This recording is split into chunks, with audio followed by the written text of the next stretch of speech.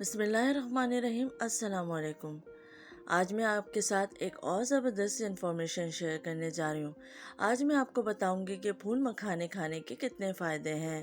اگر آپ میرے چینل پہ نئے ہیں تو پلیز سبسکرائب کر لیجئے، ساتھ بیل آئیکن دبا دیجئے تاکہ میرے آنے والی ویڈیو کی نوٹیفیکیشن آپ تک پہنچ سکے۔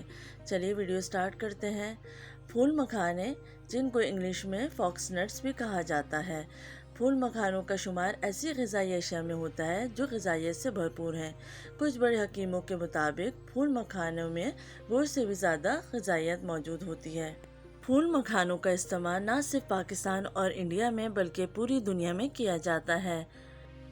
اس کا استعمال سبزی کے ساتھ فرائی کر کے اور مکھانوں کی کھیر بنا کے بھی کیا جاتا ہے۔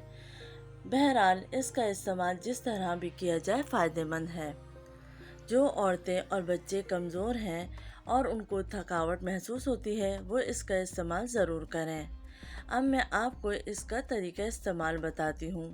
سب سے پہلے ایک گلاس نیم گرم دودھ لے لیں اور اس میں 7 سے 8 پھول مکھانے ڈال دیں اور اس کو رات سونے سے پہلے پی لیں اور صبح نہار منہ بھی اسی طریقے سے پی لیں۔